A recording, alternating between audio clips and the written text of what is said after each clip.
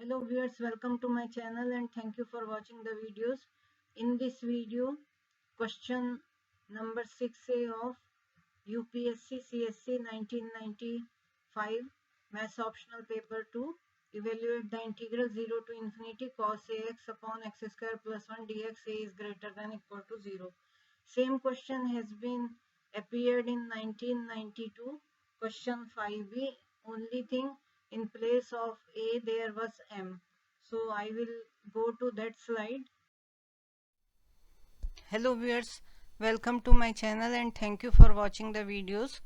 In this video I will discuss question number 5B of mathematics optional paper UPSC 1992 complex analysis question of 20 marks, and here we have to integrate along a suitable contour. We have to evaluate 0 to infinity cos mx upon x square plus 1 dx. Now this comes under the definite integrals, that how to evaluate definite integrals. So first thing I would like to tell you that there are three type of cases. First is minus infinity to infinity fx dx, and fx is a rational function.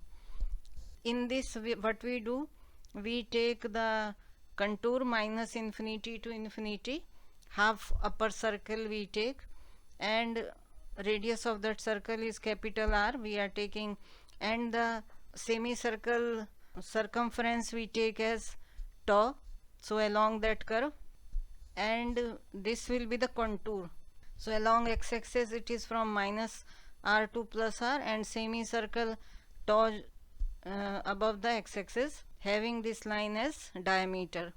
Minus r to r is diameter, and when r tends to infinity, fx is an even function, and this can be used to evaluate this integral 0 to infinity fx dx. Now second type comes when we have 0 to 2 pi and function is of this form. G is a function of sine theta and cos theta d theta. So in this case, g, which is a function of sine theta cos theta, is a rational function of sine theta and cos theta. Here we take z is equal to e to the power I theta, and sine theta we take z minus z inverse upon 2i, and cos theta is z plus z inverse upon 2, and dz becomes I e to the power I theta d theta, or we write d theta is equal to dz upon iz. In this case what we are doing, we are converting into a unit circle, so it becomes integral equivalent to closed integral over unit circle fz dz. So and center of this circle, which is unit circle, will be origin. Case 3 is when we have minus infinity to infinity integral we have, and fx, which is a function of cos mx and sin mx dx, and fx is a rational function. Here what we do, we take closed integral c, contour is same, that is upper half semicircle, and fz e to the power imz dz, this we take. So closed integral c fz e to the power imz dz, and we integrate it. Further, there are two important theorems which we use to apply or use to integrate these contour integrals. First is, it is often necessary to show that integral over gamma, that is the tau or gamma we say whatever, which is semicircle circumference fz dz, and integral tau e to the power imz fz dz approach 0 as r tends to infinity. This is often necessary. So what we use to show it 0, first theorem is, there are two theorems. First is, if mod fz is less than equal to capital M upon capital R to the power k for z is equal to r e to the power I theta, where k is greater than 1 and m are constants, then if tau or gamma whatever is the semicircle, then limit r tends to infinity integral tau fz dz is equal to 0. And second theorem is, if mod fz is less than equal to capital M upon capital R to the power k for z is equal to capital R e to the power I theta, where k is greater than 0 and m are constants, then if tau is the semicircle, limit r capital R tends to infinity, integral tau e to the power imz fz dz is equal to 0. So these two theorems we will be using, and the case is third case which we will be applying for this. So now we come to the question. These are the basic requirements which I have told to know that how to solve these type of questions. Now to solve this question we will be using the third case of integration, and the theorems we have discussed, two theorems we will use. So x-axis we are taking minus r to r, and the perpendicular is here, y-axis it's going through origin.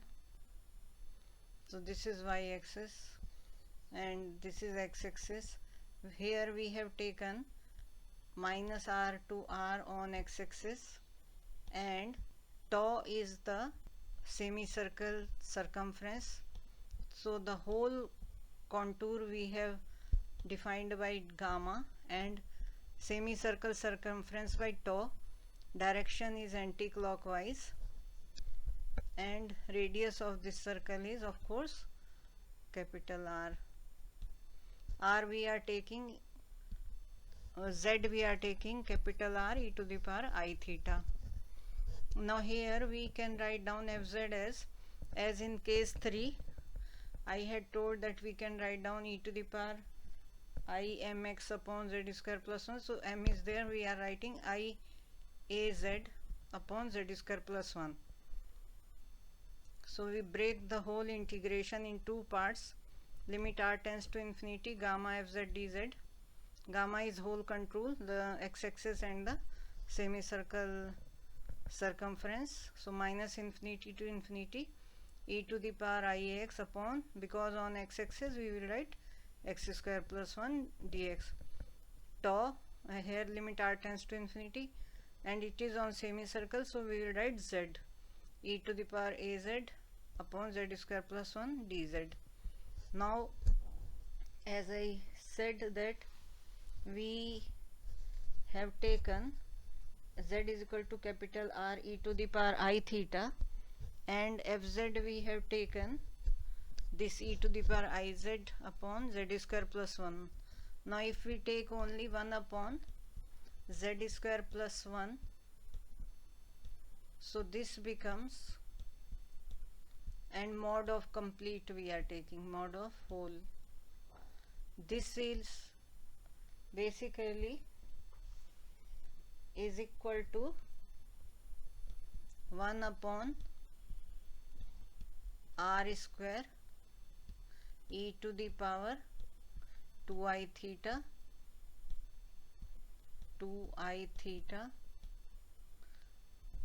minus 1, and mod of this minus 1.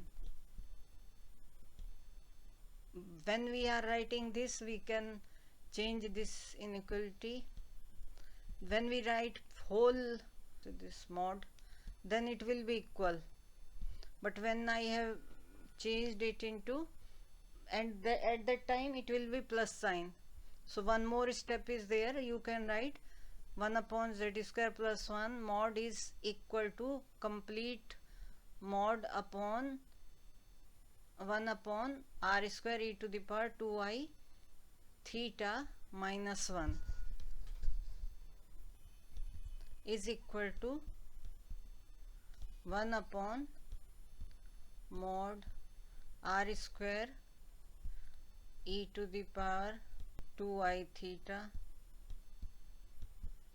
plus 1 theta plus 1, and mod of this will be less than equal to 1 upon mod r square. Now see, mod now on in denominator on this term 2i theta and minus 1, because this is less than equal to minus 1, so this term is less than equal to, and e to the power 2i theta mod will be 1, so we can write down this as 1 upon r square minus 1. It means we are writing mod fz, that is 1 upon z square plus 1 mod is less than equal to 1 upon r square minus 1. And if we cross multiply, it becomes mod z square plus 1 is greater than equal to r square minus 1, because this is less than equal to, and this becomes r square minus 1 in denominator. So when we cross multiply, this becomes this much on the circumference of semicircle. And we know mod e to the power iaz is equal to e to the power ia, z have been kept r e to the power I theta. I square gives minus 1, so ar sin theta, and theta is here 0 on this axis and it is up to here, that is pi. So theta is moving from 0 to pi. Theta lies between 0 to pi. It means this mod e to the power minus ar sin theta is less than equal to 1. So now we write the complete fz, that is e to the power iaz upon z square plus 1 integral tau dz will be, because this mod we have written less than equal to 1, this we have written r square minus 1, so r square minus 1 is there, and 1 upon and integral tau dz, and that is what the circumference of semicircle, that is 2 pi r by 2, that is pi r. So this is the integral, the mod of this. Now we have to find out the integral limit r tends to infinity tau e to the power iaz upon z square plus 1 dz. This we have to show it is 0. So we got this term. Now we write dz as this ir e to the power I theta. We can differentiate it. We can differentiate z and can get this. So when we put in this, it becomes this. Suppose we are not thinking about this right now, we write it is equal to limit r tends to infinity integral, this whole term has come as, so we are writing this whole term has as pi r upon r square minus 1, and it's in integral side we can take it outside, because we are going to integrate in theta and it is not depending on theta, both this is constant.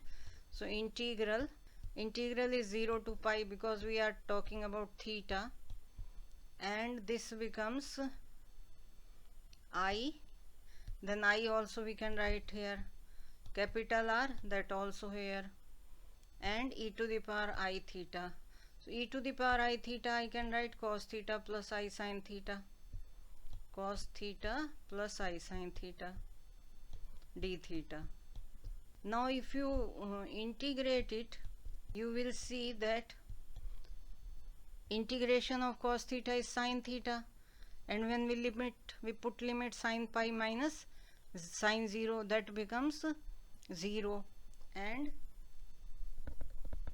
this I sin theta, when we integrate it becomes minus I cos theta, and limit will be minus I cos pi minus I cos 0. So first becomes plus I, second minus I, cancels out, and it is 0. So we got this 0. So we have shown this second term is 0, this term is 0. Now we come to the first term, which is here, and for that we will be using the Cauchy residue theorem. And Cauchy residue theorem says limit r tends to infinity gamma fz dz is 2 pi I sum of residues of function e to the power iaz upon z square plus 1 in the upper half plane. Now we find out the poles, and z square plus 1 is equal to 0 gives us z square is equal to minus 1, that is I square. So z is plus minus I won't lie in this plane, in the upper half plane, so only z is equal to I is the only pole of fz. So we can find out residue at that. Residue is limit z tends to I and z minus I, because I is the pole, e to the power iaz upon z square plus 1 can be written as z minus I, z plus I, z minus I will cancel out. So when we put z is equal to I, it becomes e to the power minus I square a. So minus I square is, it becomes e to the power I square a z. So this gives e to the power minus a, and in denominator only z plus I will give I plus I 2i. So when we write this integral is equal to 2 pi I into residue, 2 pi I into e to the power minus a upon 2i gives pi e to the power minus a. Now if we write e to the power ax in cos ax plus I sin ax form, we can break up this minus infinity to infinity cos ax upon x square plus 1 dx plus I integral minus infinity to infinity sin ax upon x square plus 1 dx is equal to pi e to the power minus a.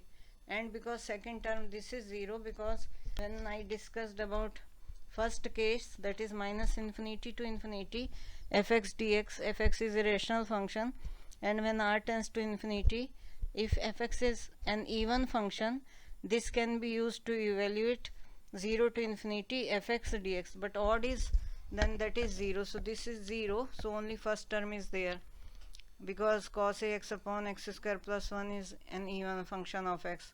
So minus infinity to infinity gives twice of 0 to infinity, and that 2 we take on this side, 1 upon 2. So this is pi e to the power minus a upon 2, and this is what we had to